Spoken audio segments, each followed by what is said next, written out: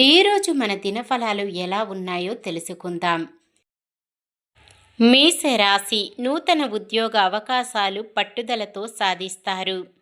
వృషభ రాశి మీలోని సేవా భావానికి మరింత పదును పెడతారు. మిథున రాశి సేవాభావంతో ఆపదలో ఉన్నవారిని సైతం ఆదుకుంటారు. కర్కాటక రాశి ఖర్చుల విషయంలో ఆచితూచి వ్యవహరించడం మంచిది. సింహరాశి ప్రత్యర్థులను మరింత నేర్పుగా పరిష్కరించుకుంటారు. కన్య రాశి ఓపిగ్గా సమస్యల నుంచి గట్టెక్కుతారు.